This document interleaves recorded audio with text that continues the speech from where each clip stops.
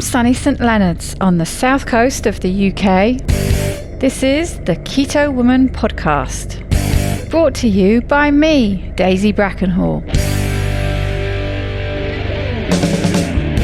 Hello Keto Lovelies, and welcome to episode number 214, where I am joined by Carolyn Ketchum from All Day I Dream About Food. Now, I am almost certain that you will have come across Carolyn's recipes online at some point. You may even have one or more of her cookbooks. But I think it's safe to say that if you've been keto for any time at all, you will have come across her website, All Day I Dream About Food, and the lovely recipes she dreams up. Now, we've been meaning to get together for years. I don't think I'm exaggerating in saying years. And it just goes to show how quickly time flies, because it has been over 4 years now since I started this podcast, which is a bit mind-blowing really. And I'm recording this on Thursday, Thanksgiving Thursday, for my lovely American friends. Thanksgiving is not something that we celebrate in the UK, but knowing as many Americans as I do, it has of course rubbed off on me a little bit. And I know the big thing is thinking of things that you are grateful for today.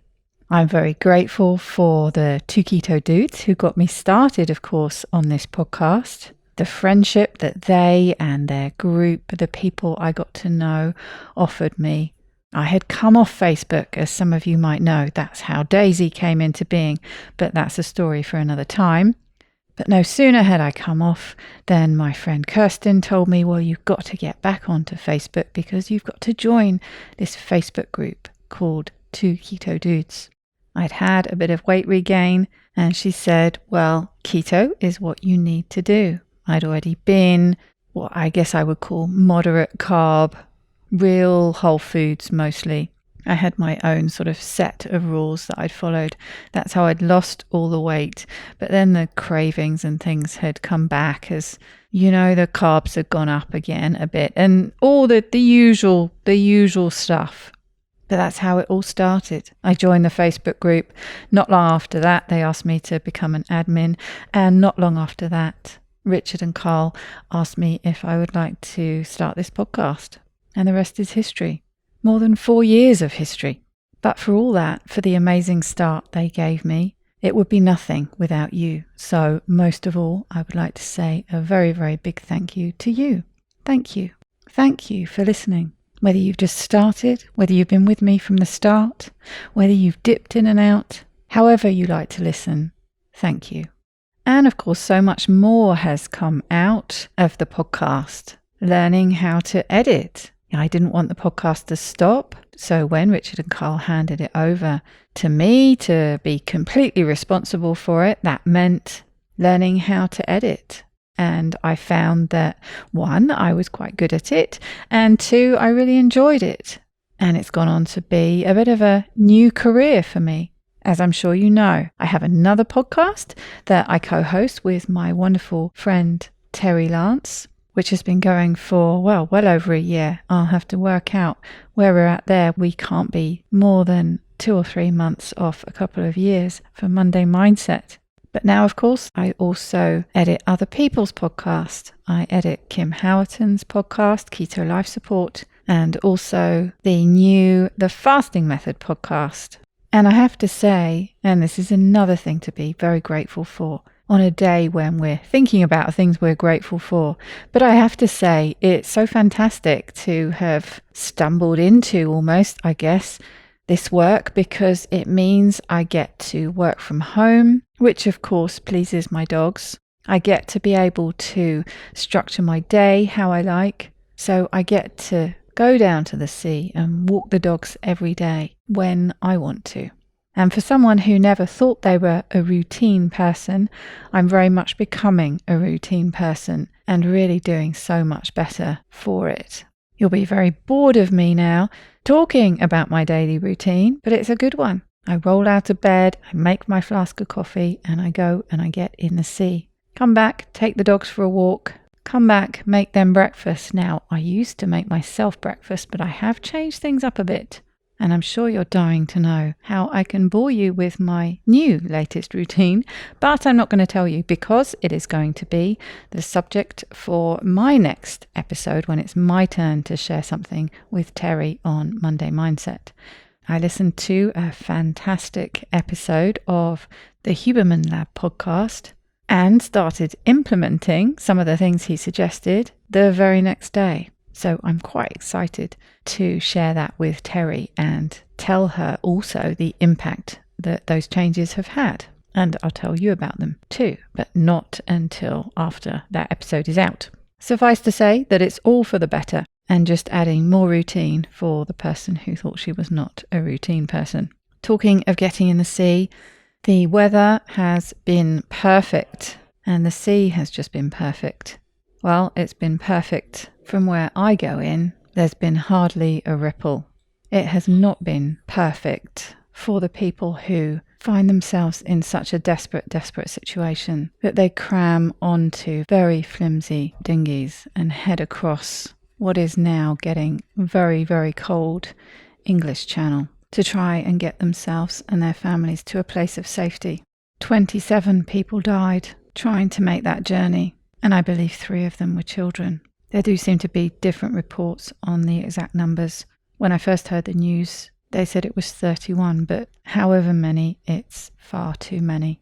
And so I think of them when I walk in from my place of safety, spend 10 or 15 minutes enjoying myself in the very cold but safe shallows. They were not so lucky. So another very big thank you, and an organisation that's a volunteer organisation that I'm very, very grateful for is the RNLI, who risk their own lives to go and save people who find themselves in trouble in the sea. Hopefully I'll never need them, but it's very reassuring knowing that they're there. And I know that they have saved many, many lives this summer, and a lot of them being these people who risk their lives trying to get here to a place of safety. So my heart really goes out to them, their families, and what a reminder it is on a day when you're thinking of gratitude to be reminded about just how grateful we should be that we were lucky enough to be born somewhere where we take safety for granted.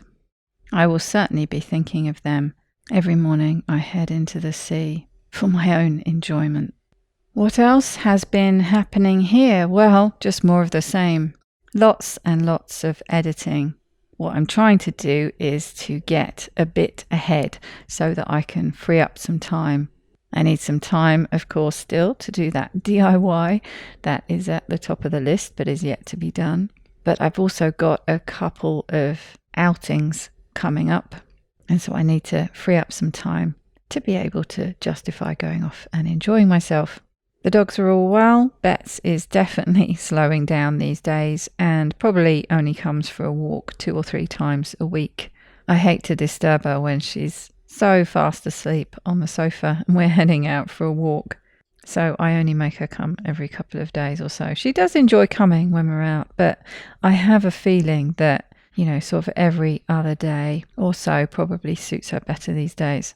But considering she can hardly see, she does do incredibly well. And of course, she is still every bit as wonderful to me as she always has been. So back to this week's guest, Carolyn Ketchum. I asked her for a bio for the show notes, and she describes herself as the evil mastermind behind the popular keto blog, All Day I Dream About Food. And she is, of course, also the best-selling author of The Ultimate Guide to Keto Baking. As I mentioned in the podcast, it is annoyingly tucked away in storage, but it is a stonker of a book. It's a huge, big old keto baking Bible, and I do recommend it. If you're into keto baking, you will thoroughly enjoy it. I will, of course, put all the links in the show notes, but you can find her website at alldayidreamaboutfood.com and on all the social media platforms. And of course, she also has a YouTube channel. And we mention in this episode a couple of things that I will add links for. We talk about the different sweeteners And she tells me about a video she has on YouTube showing the difference between using erythritol and allulose. And I've put a link for that in the show notes. It's quite funny. It's an entertaining watch and a really good illustration of how you can't simply sub one sweetener for another without knowing how they work. The other thing she mentioned was an ebook called Keto for Two. We were talking about the problem with a lot of these recipes, especially the sweet recipes, or certainly the problem for me and people like me when you make a big old cake or a big old tray of cookies or whatever it is. You just tend to eat them all and eat them all far too quickly. I know there are some people who are really good about portioning it up and putting them in the freezer and moderating them, but I'm just not one of those. So when she told me about her ebook, Keto for Two, I made a note and then promptly forgot about it. But of course, when I was editing, I was reminded. And I've only had time so far just to leaf through it, if you can leaf through an ebook. But I did go out and buy it straight away so that I could tell you about it. It's on sale at the moment. I think it was $7. A bargain. I believe there are 45 recipes. Could be wrong on that, but quite a few anyway. And I did have a look through, like I say, so I could tell you about it. And you know when you're looking through a cookbook and you just want to make pretty well all the recipes? Well, that's what this one's like. So I can't wait to get started on that. In particular, of course, the dessert recipes caught my eye, and there are all sorts of things that I want to make for the holidays. And of course, we're coming up to Christmas, and in the UK, it's all about that Christmas, New Year week or so. I say it's not all about for everyone, of course, but it's not something that you can avoid when you live in the UK, I guess is what I mean. And it's definitely something that's part of my life, even though I'll probably spend Christmas on my own. I quite like it like that, actually. Obviously, I'll be getting together with family at some point. But what it does usually mean for me, and it's also my birthday at the beginning of December. So December tends to be that month when I'll spend a bit more time, because I am a bit lazy quite often about making recipes. I like the idea of it. What I would really like is if just somebody else would make them for me and deliver them, which is why I quite like Dan's company, of course, because that's exactly what he does. But it is that time of year, is my point, when I will make a bit more effort and make some of these tasty treats. And I think with the exception of there were a couple of banana-y recipes, which is definitely not up my street. But apart from those, I think I want to try pretty well every recipe I saw. So I can't wait to get started on that. And I shall let you know and take some pictures for social media so that you can share in the tastiness from afar. So I think that's about it. I've seemed to have rambled all over the place like I usually do. And I will leave you now with the lovely Carolyn Ketchum so that you can hear her story and our chat. I'll see you back here afterwards.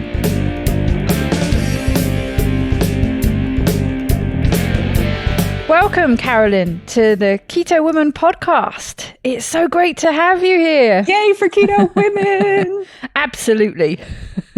It's one of the things I love about keto, probably the thing I love most, actually. It seems to give women especially a real sense of empowerment. So, yeah, big fan of that. Yeah, well, I don't know, not every single one of us, but we spend our lives like thinking about our bodies too much and being focused on that. And it's very freeing to enjoy your food and realize it's good for you too. So exactly. And so many of us have been told, maybe that we're making up health conditions or we're imagining it or we're making too much of it. And I think once you really start understanding how your body works and how food works, and how when you eat works, how all these things works, and learn even a smallest amount of science behind it, it suddenly sort of opens the floodgates to feeling more empowered to start standing up for yourself a bit more. Yeah, I agree. And maybe it's because a lot of us are older too, and that just happens. Maybe you pass that point, don't you? Where it's like you're like, right. I don't care anymore. I think there's something in that too. Yeah, for sure.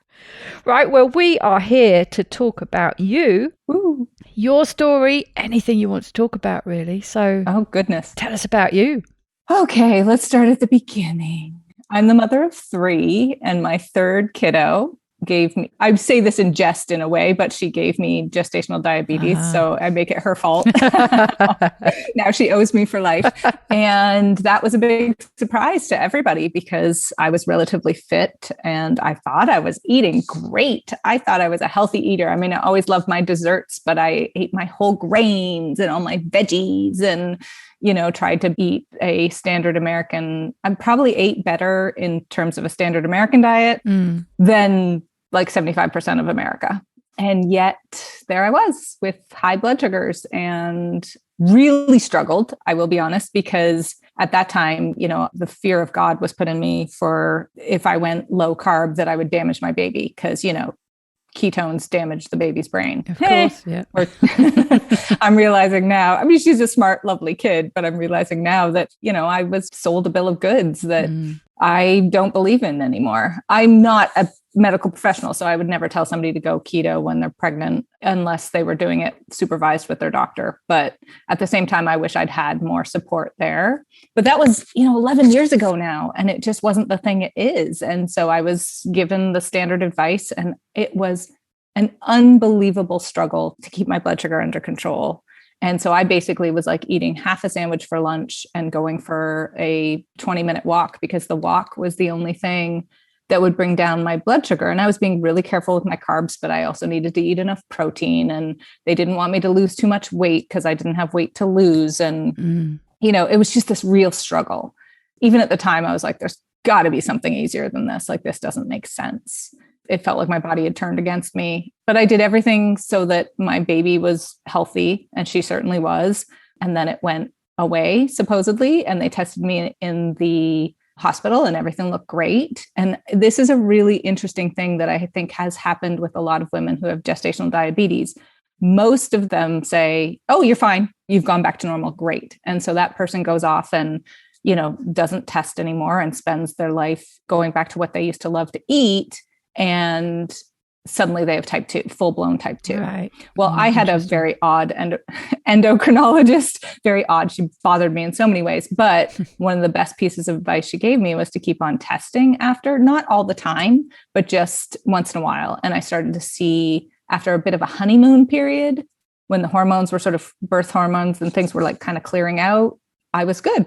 And then it started to creep up and up and up. And I started to think I've got to do something about this. And so I went low carb. At that time, it wasn't keto because I didn't even know what keto was. But the more I dropped my carbs, the more control I had over my blood sugar. What led you to make that decision? A ton of, I'm like, queen of internet research and Dr. Google. And I found some sites where people who had type 2 diabetes had gone super low carb and it had really helped. And so I just decided, I cried like I thought it was the end of my enjoyment of food for the rest of my life. But turns out it wasn't. Turns out that I actually really like this way of eating and this whole lifestyle. But it was pretty hard at the beginning. But it just felt like this was my way of gaining some control over something I had no control over. And it makes sense. I can see the logic of it, even though it's not the same as type 2 diabetes. It seems to identify a flag up, a vulnerability there. Yeah. It makes sense that you would need to keep an eye on it from time to time going forward. Right. And they say, I mean, this kills me because they say the risk for type 2 diabetes after gestational diabetes is significant. But then they let these women go out of the hospital. Oh, you're fine. Go back to eating whatever you used to eat. And they discover. And so I think that I've held it at bay. I mean, if I went back to eating carbs, I'd have full blown type 2. Right. But at this point, I've managed to control it this way. And like I said, I discovered I grew up on a beef cattle farm till I was 7. So eating meat has never been, something I thought was bad for me, except, oh boy, didn't we all kind of start believing that fat and meat and red meat were bad for us for a while? I mean, I think we all did. Red meat, I've I guess I'm very stubborn and I like what I like. So even if somebody tells me it's bad for me, even if I might believe what they're saying, I'll still rail against it. Yeah.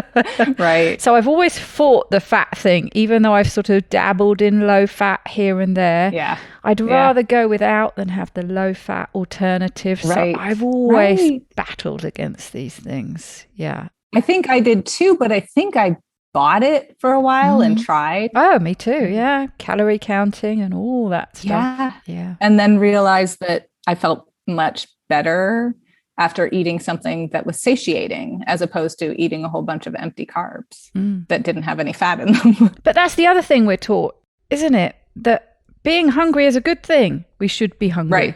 Right. If you want to be thin, you've got to be hungry. Yeah.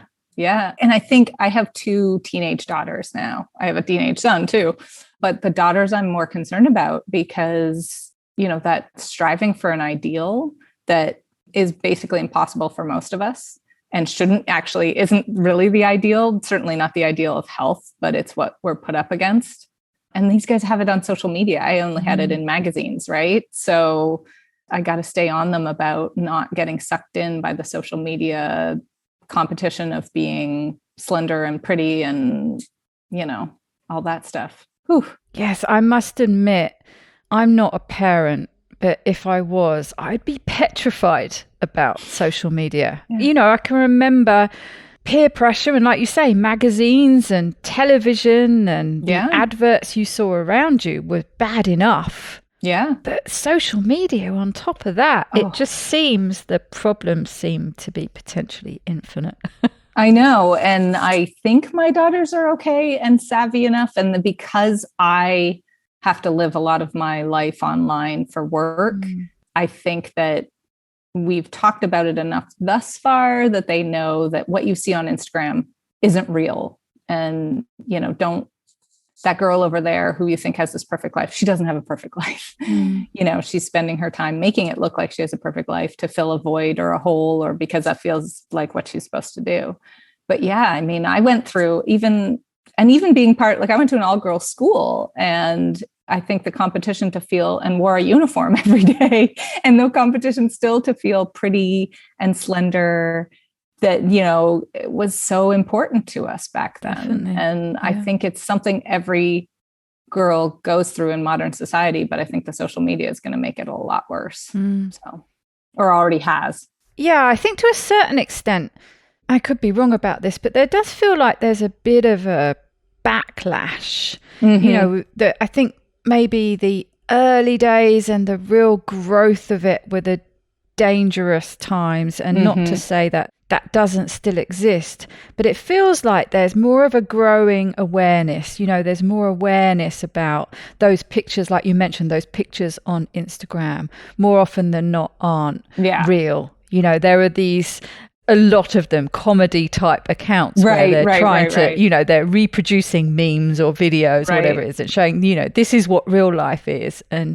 there seems to be, I suppose, with the growth of anything like that, there's always going to be a growth alongside it. You just hope that second wave of awareness is big enough to overpower the first. I hope so. I got to work with these girls and just make sure they're secure. And, you know, things like the other day, my daughter took this, my husband showed me my youngest school picture. She's only 12. And I was blown away by how adult she looked and how beautiful. And she hates it. Right. She's like, oh, my nose, I look like an ogre. I'm like, what are you talking? I basically was like, no, you're crazy. Sorry. You look amazing. Whatever. I mean, I'm biased. I'm the parent, but still, she looked amazing. And you can't see it. I think we can all remember picking ourselves apart like that. I mean, a lot of us still do, of course. But I mean, how many times have you looked back on a picture? A picture of yourself when you were younger, and you can probably remember quite vividly how you felt about yourself and your image at that time. Right. And how different is that to how you look at that picture? And, you know, just for me, it was like, wow. I I was young and beautiful. You were fat. Yeah, you were. Yeah, exactly. You were a young, attractive, slim woman. But I can remember what it felt like, and it didn't feel like that. No, I know. And I think those insecurities are built in right now. And it's just, you just want to sort of go back and coach yourself through it. And all the things that you did as a kid to compare yourself or meet some crazy expectation. Sometimes for kids, it's grades and accomplishments, and sometimes it's how you look. And it's a tough one. But we're getting off track because, we are. Most people are going to know you for cooking and baking and all things delicious. I've always loved the name of your site. All day I dream about food. I'm sure so many people I've gotten in hot water for that one. Really? I got one person really mad at me because they said I do understand that people have food triggers. Sure. But first of all, I named it a long time ago. But second of all, yes, personally, I do dream about food all day, and I think about what my next meal is. And I understand that that's a trigger for someone, but it's not my responsibility to protect you from your triggers. Like that's a learning journey, for people on keto or any diet. If you have triggers, like I make a lot of desserts. If you have triggers, if sweet triggers you into eating too much, don't make my desserts. I'm not going to be offended. I'm not pushing this on you. It's just what I make, what I like to make. And I think one of the things that happens are people are like, do you eat all of this? And I'm like, well, I eat some of everything I make. You kind of have to. I always have dessert, but I don't eat it all at once. And I share too. I have a family, but also, and now I have 3 teenagers who basically think keto is, uncool because they used to love my food, but now they're teenagers and it's resistance to what their parents do. So it is what it is. And I'm trying not to take it personally, but I share with friends, and I have several friends in the neighborhood who don't necessarily eat keto, but love my food. So it's like, I make things because I want the creative outlet and because I want the tasty food. So it's a 2-pronged thing for me. And if you have a trigger, don't make my food, or stick to my dinners and sides. That's totally fine. Yes, exactly. I was just talking to a friend about this the other day, actually. And, she was saying how much she loves your sweet stuff, but it's reserved for, holidays and absolutely occasions, special occasions, because she can't restrict herself. She makes one of your desserts. She's just going to keep on eating it. Right. Absolutely. But it's not like there aren't lots of savory things to choose from as well. You're not all about the sweet stuff. And, the sweet stuff, I imagine, sells more, creates more hits. It's the thing that everyone oohs and ahs about. So, and that's true too, but it's really interesting. Some of my most popular recipes, the ones that have like stayed popular for years and years and years, are the easy dinners. Because there isn't a single, whether you have a family or no family, or whether you're cooking for yourself or cooking for 12, something that you can get on the table in 30 minutes to an hour is critical. Yes. And I have a favorite from there. I think it's I was telling my group about this the other day. I think it's something like easy one pot Cajun chicken or something. It's a delicious, there's a spice blend with chicken thighs and you sort of cook them off and then you put them on a cauliflower rice base and you cook it and it all mingles in and it's delicious. Oh yeah. Easy and one pot wonders. I love things like that. Exactly. And those are understandably popular, and the sort of the gooey looking delicious desserts catch people's eyes, and I can't help that. I just love to make them.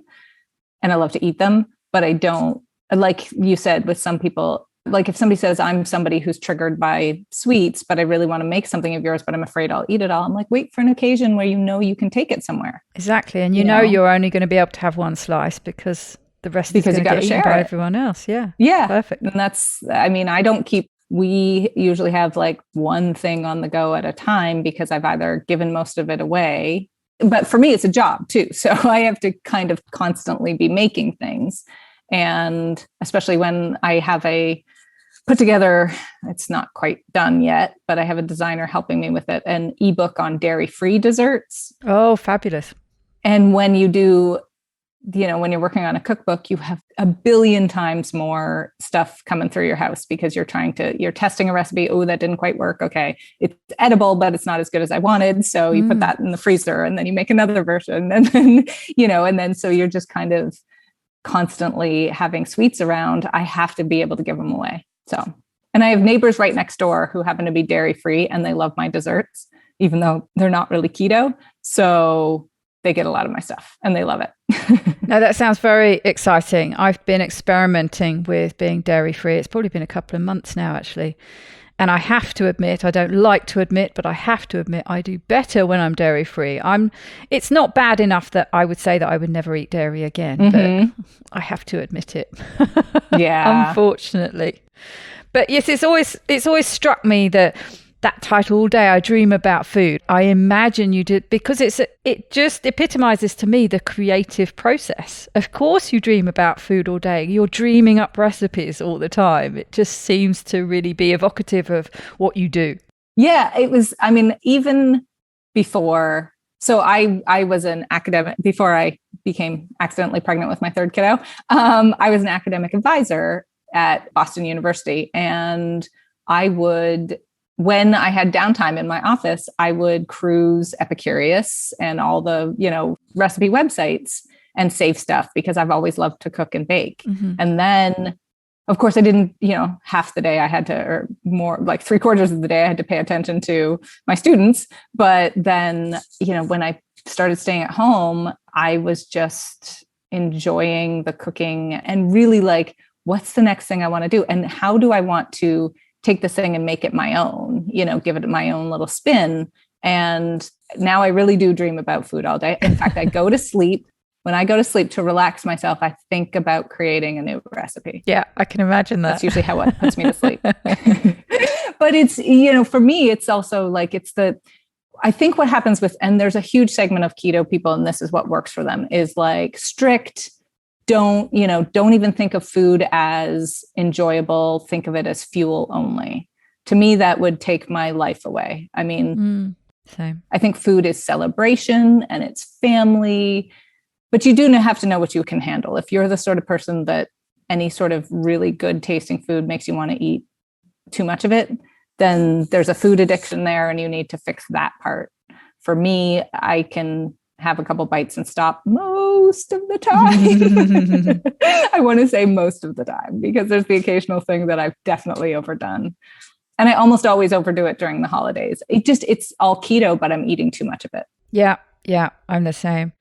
And so where did this all start? Where did this, I'm trying to think of the word, behemoth, I want to call it. I don't know if it's the right word, but this mighty site that is All Day I Dream About Food. I don't know how many. I think I read something like 2 million views a week or a month? Oh, a month. Well, usually something crazy. It's about 2.5 million a month these days. It was bigger before. During the pandemic, it was really big because people were at home.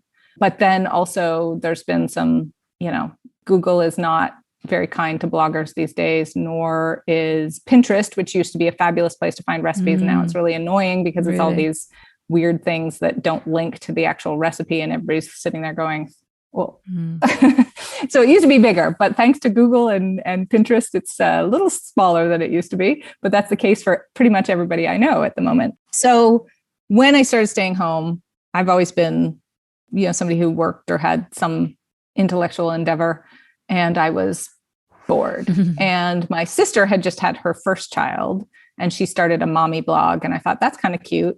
And then I was coasting around at that time, I was just trying to be lower sugar. And I was coasting around looking for low sugar recipes and came across a lot of sites, these blogs, which this is back in 2010, right? And there weren't, besides the Pioneer Women and a couple, like I think, Smitten Kitchen and a couple of big sites, it wasn't on my radar. And then I started to come across all of these blogs and I thought, well, I've always adapted recipes for my own, I could do this. And I just started doing it for fun. And definitely the first probably three months worth of recipes they weren't low carb. I mean, I think one of the first things I did was homemade bread because I was starting to experiment with stuff like that.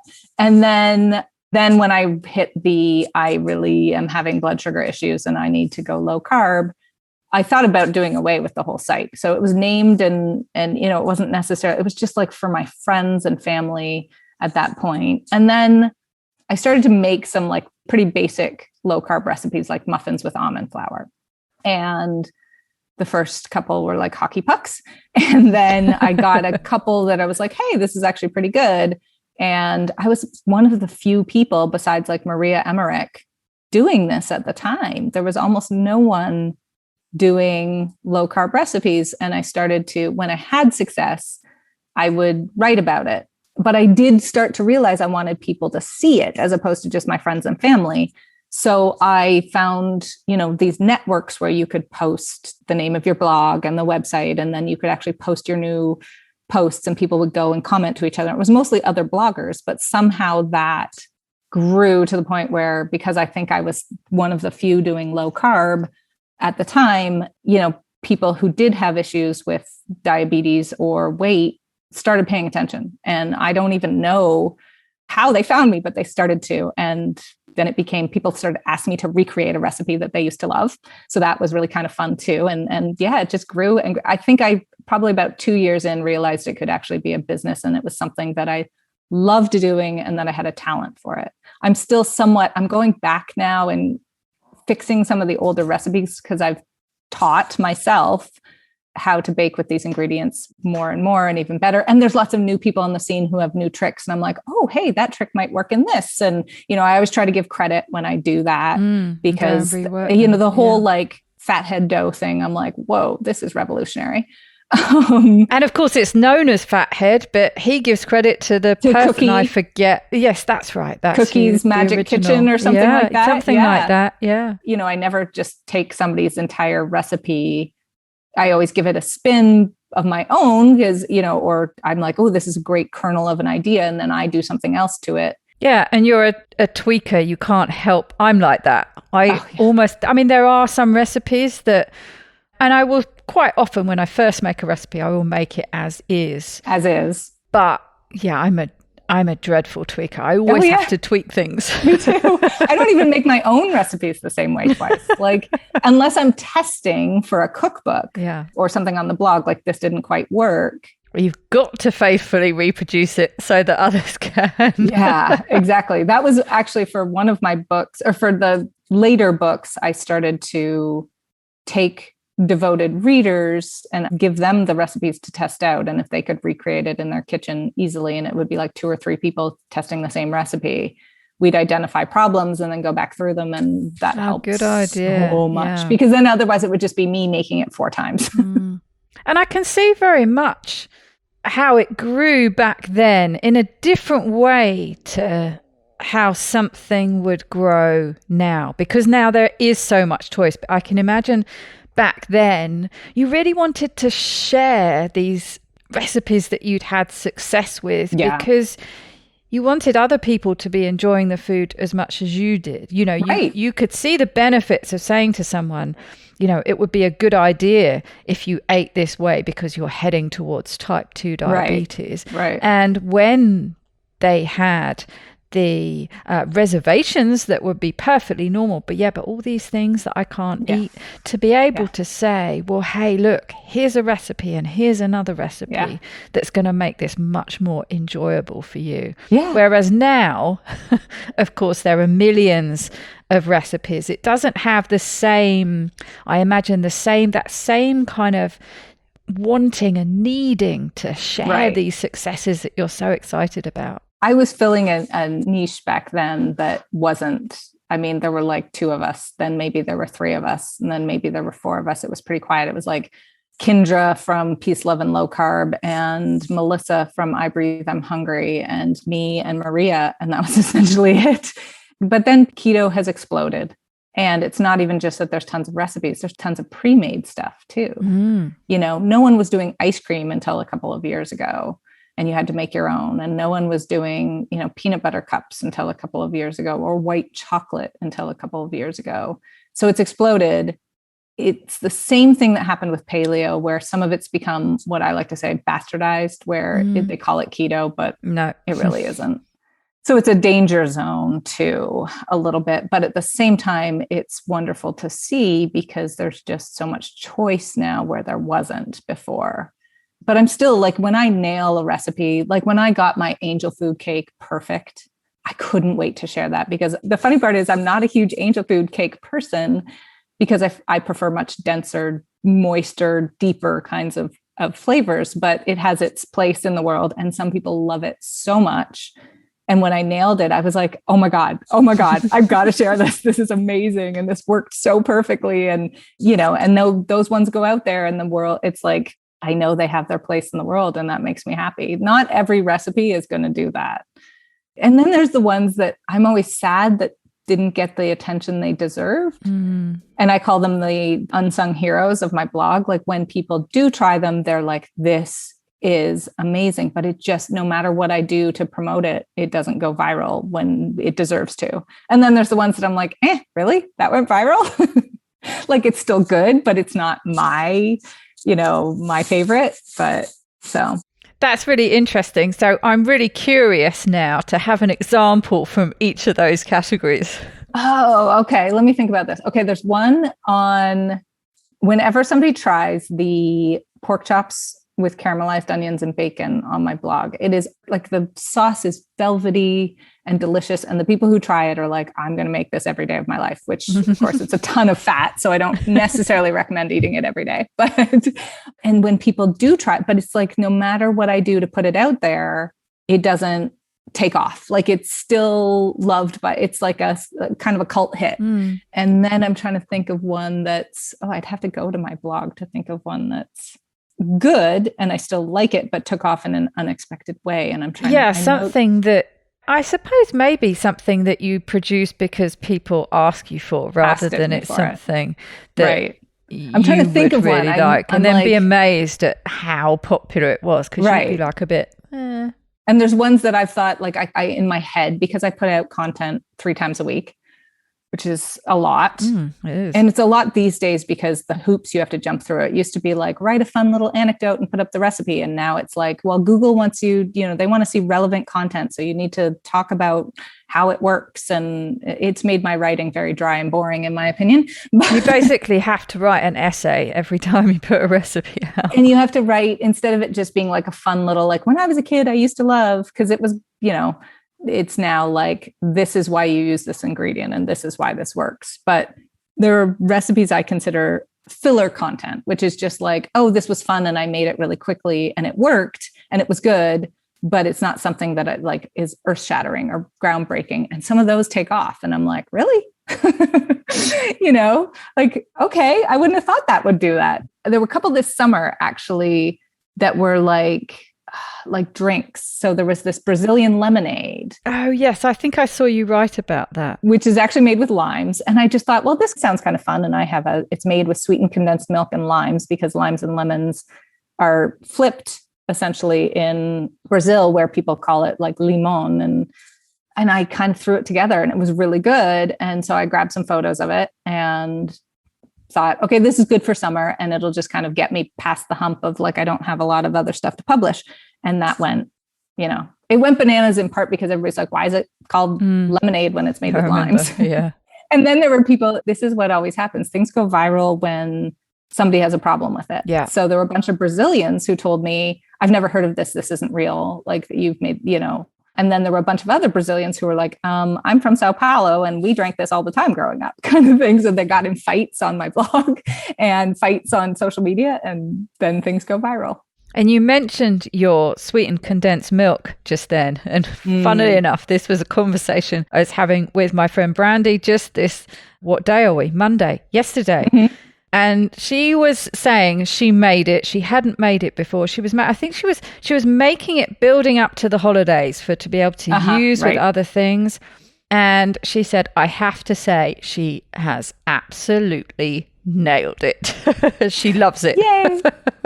Yay. That's so good. And then there are the ones that you nail and you know it. Like there are some times when I've made one. So I generally have like it's all in my head, which is probably not a good way to do things, but kind of like an editorial calendar in my head of like, okay, that I'll post this and I'll post this. And I have a long list of completed recipes and things that are seasonal. And then sometimes you make something and it's so good that you're like, I got to share this now. Like, I can't keep this one under wraps. This has to be shared now. And that's always fun too, because then it takes precedence and pushes everything else out of the way. Absolutely. And maybe that one doesn't take off the way I think it will. Who knows? It's always a gamble. Yeah, there's no predicting it, I guess. No, not at all. Not at all. And what about you? I mean, what does your keto look like day to day? Apart from, all the tasting you have to do and testing, but what is your everyday keto look like? Yeah, it's interesting. I did intermittent fasting for a while, so I wouldn't eat till 10. And somehow the pandemic just put that one. I was like, I want to eat and I'm going to eat. And I actually found that my blood sugars are better right now doing that. So, but usually I get up and I have something lighter, but usually so for a long time I was doing protein and fat in the morning. So if I had leftover steak or leftover chicken, I would have that first, because I felt like if I ate something like a baked good or sweeter, I would crave that all day. But now I seem to have fallen into a habit of getting up in the morning, having my coffee, having some small amount. Like I made this, it's not sweet, I guess, but Instant Pot cheese bread yesterday in the Instant Pot. It was kind of cool. It turned out really better than I imagined. And I had some of that for breakfast with some butter on it. Then I go work out usually. Then I come home, and then that's when I'm craving something meatier. And I usually come home that's like, around 10 or 11, I had something with protein and fat. And then I have a morning cappuccino that's made with almond milk and heavy cream and a little bit of salted caramel collagen, which has become like my treat all day. Then I'm not usually hungry for lunch. I kind of snack in the afternoon with a few fresh veggies and maybe like some pepperoni or something. And then we have dinner. And it's usually these days, just to fill my very hungry children, there's usually some carbs on the table. I don't eat them. There's usually some rice it's just, I would love to have them fully keto, but they resist it completely. So I got to not turn it into a battle, because then we're all in trouble. And yeah, so usually I have some meat and veggies and then some dessert. But if I'm cooking or baking, I'm testing along the way. And sometimes it makes it so that I don't really want anything else in the middle of the day. Yeah, that's the thing often, isn't it? I found that if I'm cooking up something fancy for a dinner party or something, by the time it gets to that point where I'm sitting down with everyone else to eat, I don't want to eat it, because I've been tasting it and all the, messing around with it for hours all day. Yeah. And everyone else enjoys it and tucks into it, but you don't have the same. Yeah, I've always noticed that. And there are some times that I can kind of put everything off. I have found, and we talked about this a bit earlier, that the witching hour for me is 3 or 4 o'clock, and I get snacky. And if I snack too much, then I won't eat dinner. And we usually try to have dinner a little bit early, and so sometimes I say to my husband, okay, it's like 4:30. And if I snack, I'm just going to go ahead and eat dinner. And he's like, okay. But I'm like, if I do, because then I know I'll eat the right amount. I won't have a bunch of snacks and then feel like I also should have dinner. So, it helps to do that, to recognize when I'm in that little phase of like, I'm going to keep picking until I'm no longer hungry, but then I want to sit down with my family and I'll eat something. And then I'm really no longer hungry. I'm too full. No, absolutely. And I think that's a good tip for cooking for a family who aren't all eating the same way as you. I often hear people talking about the struggle about having to cook a keto meal and a non-keto meal. But what you just mentioned, that seems to be, to me anyway, the sensible way to go, is to make everyone what you're having and then do an additional, more carby side for everybody else. Something easy. Ideally, maybe something you don't like very much so that you're not tempted by it. Right. Well, that's the funny thing. I mean, I've honestly been doing this long enough that mashed potatoes taste too heavy. Bread, I create bread recipes more for the readers who want something. Right. I don't really like bready things that much anymore. Pasta, certainly when, say, there's, I'm walking through a place and there's the smell of freshly baked pizza, I'm like everybody going, oh God, that smells good. But the bready stuff doesn't do it for me anymore. So it's really easy to just like The only problem with it is if I have to cook rice, I usually undercook it or overcook it because I don't taste it. And I no longer really remember how to do it. So usually I try to hand that one to my husband. Like, can you make some rice for the kids? Yeah, I've never been great at cooking rice. I think there's an art to cooking rice, to be honest. Yeah. And I've never really got it. And I'm not, that's one of the things that I don't miss very much. And yeah, most of the carby things, I have to say, I don't miss that much anymore. Potatoes, I have to say, they are a danger food for me. They are a thing that I do tend to have sometimes when I'm out, but I can't bring them into the house, or I just be eating them with every meal. Right. I think honestly, it's also knowing your weaknesses. Like, I will tell you, one of my weaknesses is in my recipes, I usually use natural peanut butter that's unsweetened. It's just natural peanut. It's just like peanuts and maybe oil and salt, right? Oh, I really like Skippy peanut butter. Does that? I've seen it on the shelves. It has a bit of sugar in it, I think, doesn't it? And it's actually no higher carb than natural peanut butter because it's not enough sugar to really. But the taste of it. So if I start in on that, I have to be like, and my kids love it. So it's like that's one I have to be very conscious of. Like I really can't. We have it in the house for the kids. We do the Skippy Natural, which still has sugar in it. And I take the occasional small bit on a piece of chocolate, and then it's okay. Can't have any more because that'll do me in because I could eat the whole jar. Yeah. I mean, to be honest, just the natural nut butters are still a danger food. I do have them, and I've managed to find some kind of balance with control. That's my latest favorite treat, actually. Really, really dark chocolate with a massive dollop of crunchy peanut butter on the top. Oh, yeah. That can be dangerous sometimes. And that's actually when I make my own version of Nutella, my sugar-free, that I like so much that it can, that's like when there's a jar of peanut butter that's calling my name, I'm like, I need to make more Nutella. Just give me a jar and a spoon. Yeah. There are the occasional things like that. Yes. I try not to do that.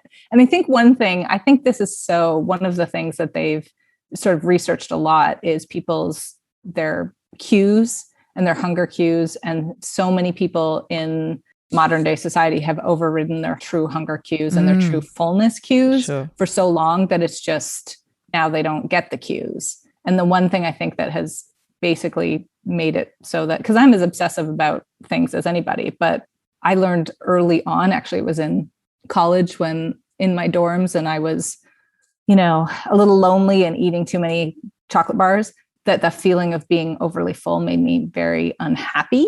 And so that now it's like I hit that point and I can't put more in. Whereas I know people who could just keep eating and eating and eating. And it's not a willpower thing. It's the signals are not going off and stopping them, and it's just a shame because of the way we've eaten for so long that's the struggle for a lot of people. Yes. And that's certainly how I used to feel when I was morbidly obese and eating not an appalling diet, but pretty high carb. And yeah, I never really felt full and I never really felt hungry. I was just in this constant bit in between. Yeah. And I think it helps. You don't feel those things. No. And you need to feel, and this constant need for snacking, snacking has so become the norm, and this fear of being hungry. But you should feel hungry. There's a natural ebb and flow between meal times where you feel satiated, and then you have a period of sort of nothing, normality, and then you go into a period of building hunger, and the feelings are here for a reason, especially if if you're food secure. Yes, obviously the feeling of hunger is actually kind of pleasurable at times because it's like, oh, I'm really going to enjoy what I eat.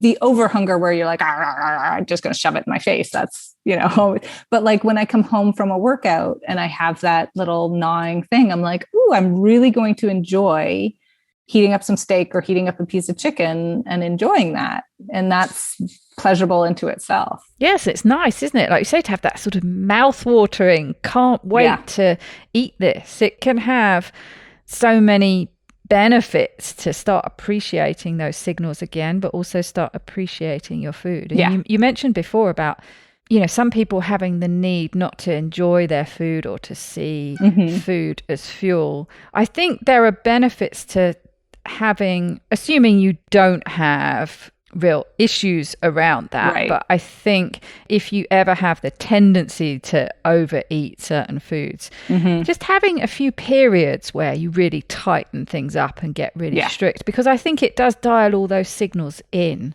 a lot better. Right. Like fasting does as well. I know. I think the intermittent fasting did well for me because it helped me go, I'm not really hungry. Why would I eat? Or I really am hungry. Like now I remember this is what it feels like to really be properly truly hungry. Yeah. And it's a good feeling. So, yeah. And it's probably, definitely a really obvious question, but I've got to ask it. Okay. What is your favorite recipe? Okay. If you've ever seen me, I say, I cannot answer that question because I am a fickle person. And at any given moment, I'm like, this is the best thing I've ever eaten. And then I'm like, but let me think. I really fall for the chocolate and peanut butter stuff. So such a good combination. Yeah, it really is. It's dangerous. One of my favorite recipes would be the easy keto peanut butter bars because they're easy. My whole family likes them and they taste fabulous. But in terms of like an all-time favorite recipe, that's tough because again, it's like I have savory ones I love. I have sweet ones I love. I have what's most popular on my blog isn't necessarily what I love every day. And it's like, again, I'm fickle. It depends on my mood. But there are certain ones that I think about over and over. And I keep saying, I've got to remake this. I did a Korean beef with zoodles and I'm like, it was so good. And I couldn't stop sort of slurping it up. And I keep saying, I want to remake it. And I haven't done it. That sounds tasty. Because I'm moving on to the next thing too much. I don't go back to them too often. But then they stay in my brain and I'm like, oh, I want to make that again. Oh, or there was, sorry, I'm very excited about this. There was a sheet cake I made that was praline and caramel. So pecans. And that was one of the ones that I was like, this is so good. I can't wait to make this again. And it's been months because I'm moving on to the next thing. Plus the holidays, it's so hard in the holidays. You have to kind of come up with holiday content all the time. Yes, I guess so. That sounds familiar. I think that might be something I've made. As much as I love the look of some of the complicated cakes and things, I mostly I love reading recipes and I love thinking about making it. And then when it comes to actually making it, I'm like, I can't be bothered. I want to make one of the easy ones. So totally those sheet ones are much more I'll go all out sometimes if I'm having people around for dinner or something. But especially when the other problem, of course, is I can't make things like that just for myself because just for yourself. I will just eat it all. I'm starting to do that too, where I really enjoy making because my kids don't eat as many of my desserts as they used to because it's mom's dessert and it's just not cool. I have started to do a lot more of those like mini recipes for two, because then my husband and I can enjoy it. And then I don't have I'm not being pulled to the leftovers. Ooh, come get me, come eat me. Cause I have that problem too. That would be a good cookbook. I have one. I have a little ebook. Yeah. Just one for the one or two people. Yeah. It's called Keto for Two. It's just an ebook that I did last year and I had a lot of fun with it. So yeah. I'm making a note of that. If you say for two on my website in the search box, it'll come up. Perfect. Unfortunately, all my books are still in storage. Oh. I wanted to get them out and that's okay. and have a look at them. But yes, they're all in storage. But how many books have you got now? Well, I did the 6 traditionally published ones, and I did that in the span of about 3 years. And that was... Blimey. That sounds like quite a feat. Yeah, I don't even want to do a published cookbook anymore, because I feel like The Ultimate Guide to Keto Baking was my swan song. I mean, I love it. I worked so hard on it. I put everything I had into it and I was like, I'm done. That's a big book as well, isn't it? It's a big book and it's not just the recipes, it's the science behind keto baking and why certain things work. Yeah, it's a great book. I like it. And I really dug into it. I tested out, the same recipe with 3 different sweeteners and was like, oh, well, that didn't work, or because there's so many choice on sweeteners now too. It's a little crazy. Back in my day, it was like erythritol and xylitol. And now it's and Splenda. I'm quite interested in, I see you mention a lot and we can't get it here. You can actually get allulose now. It's an American import, but at least you can get it. Yeah. We can get it via iHerb. Yeah. And if you order 5 bags or something, you get it free shipping. But I see you mention quite a lot Boca sweet. Am I right in thinking it's some kind of squash or something? Sounds very interesting. Yeah, it's the kabocha squash.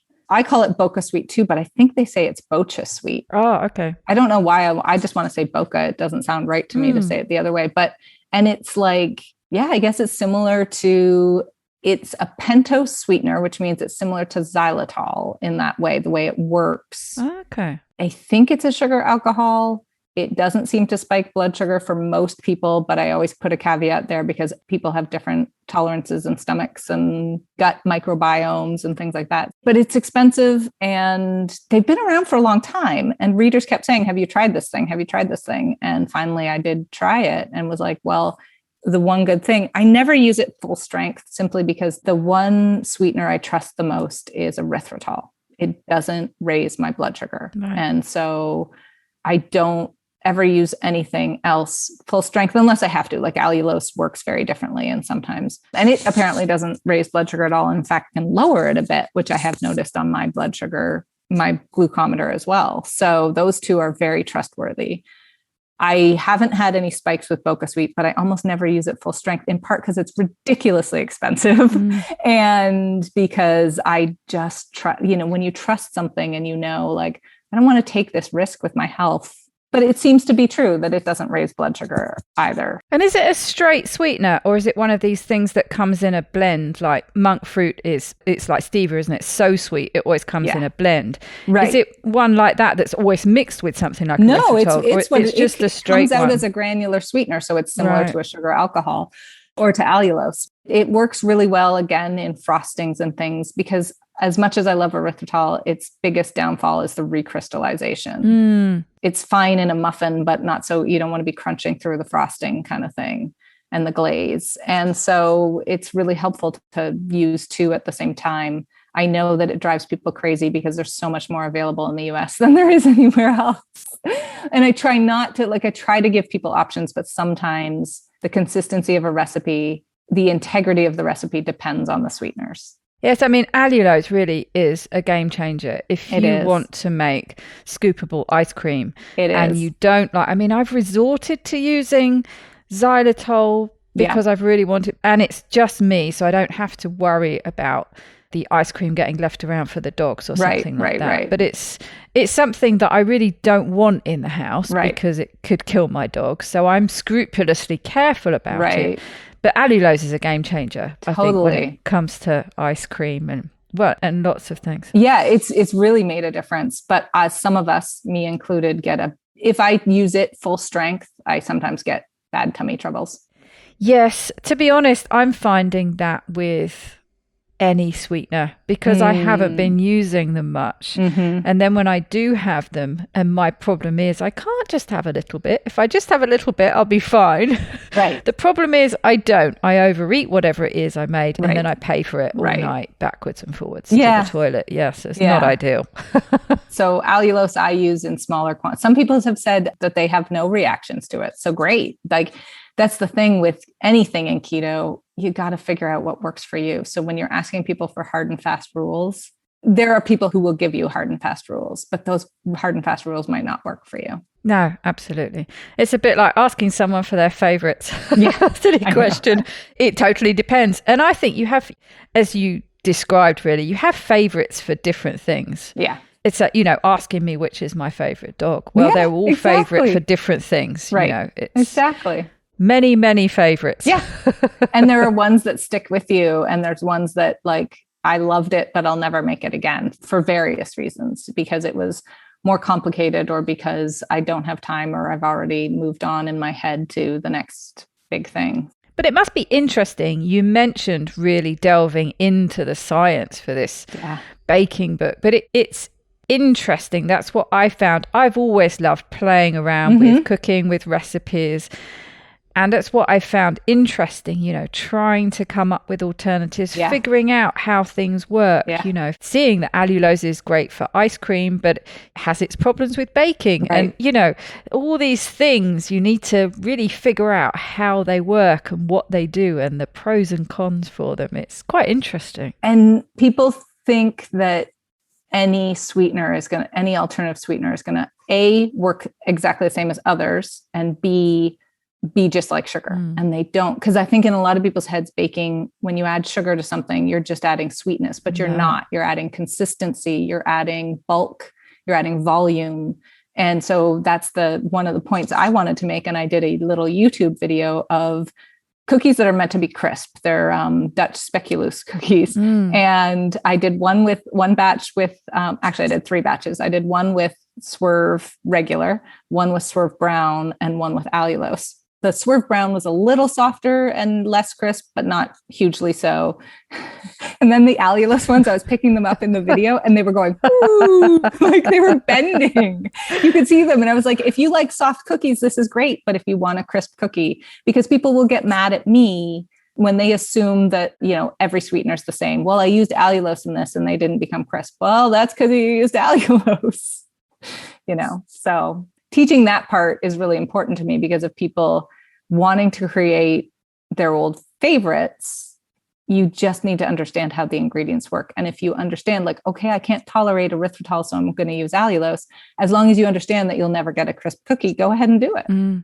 Yes, and understanding that it plays a part for different reasons. Right. Like you're saying that, there's the bulk, there's the things it does. It's not just about the sweetness. I often want to cut the sweetener down a lot in recipes because they end up too sweet otherwise. But you can't just do that necessarily to your taste, because the actual amount of it plays a part, doesn't it? It gets really complicated. Yes. And the more products on the market, the more complicated it gets, which is, and then I write this book and it's like out of date already because there's more things out there than there were. So, it is just one of those things.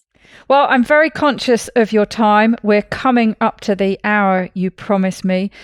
You have mentioned that you might come back and do some cooking with us or something like that. That would be really exciting. Yeah, that would be really fun. I'd choose something easy that people can actually do in the time frame. I'll have to ask some of my groups what they'd really love to see you cook. Oh, I'm sure we'll get a very long list. Will it be on video then, though? Yes, well, maybe we'll do something like that. Maybe we'll branch out into a one-off video or something. You kind of have to with something like that. I'm not sure it would. Yeah. We could do an audio as well, but it's not going to work quite the same, is it? I can possibly talk people through it. It'll be hard. We'll figure it out. Well, we like to end the show with a top tip. So what have you got for us? Okay, well, honestly, this is the thing that I feel like stands out the most to me all the time, is that keto isn't the same for everyone, and nor should it be. So if you're looking for hard and fast rules, if you're the sort of person who needs a guidebook, look for them, but understand it might just not quite be for you. And I think one thing that, having read more and more on this, is our gut microbiomes are so different between people. And that might be why this affects you and doesn't affect me, or this tastes good to you, but doesn't taste good to me. So if something's working for you and somebody tells you, well, it's not keto, don't listen to them. But if it is, if other people say, well, this worked for me, you got to try it, and it doesn't work for you, just understand that you need to tweak and tweak. So absolutely, I can't help laughing. I think the puppy's found its squeaky toy. Yes, he's found his squeaky toy. Yes, you can hear that, can you? Yes. Sorry, was that like squeaking? Really fun. No, it's just, it made me laugh because I knew straight away what it was. Yes, we just have random squeak. We have a lot of mice in our house, apparently.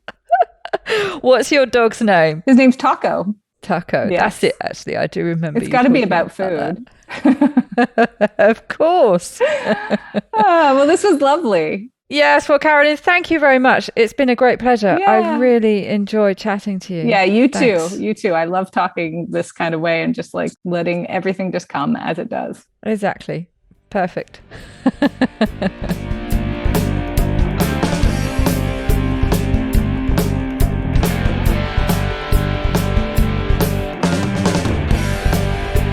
Thank you for staying with me right to the end. I hope you enjoyed that. Don't forget to check out the show notes for the links that we mentioned and some other handy links. I really do recommend checking out her cookbooks. And if you live on your own like me, or if there are just two of you, I can heartily recommend also her ebook Keto for Two. And of course, there's a link in the show notes. As I mentioned in the introduction, I am recording this on Thanksgiving. So I really do hope that wherever you are, if you celebrate Thanksgiving, well, and even if you don't, that you have had a very wonderful day and enjoyed yourself immensely. Maybe you are in the middle of a turkey-induced nap. We are at that point for the end quote. And this week, I might have to rename the end quote for the James Clear quote because we are back with James Clear again. Look, he handily sends me a newsletter every week that always has 3 or 4 really good quotes in it. So it's very difficult not to use one of them. And this was no exception. So this week's end quote is from James Clear.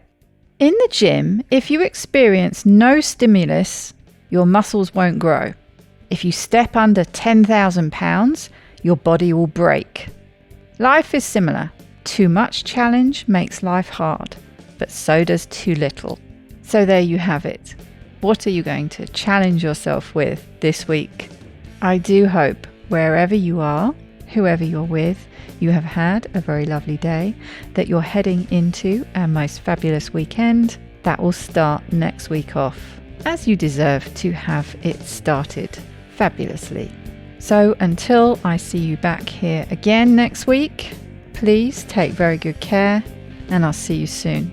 Bye bye, Keto Lovelies.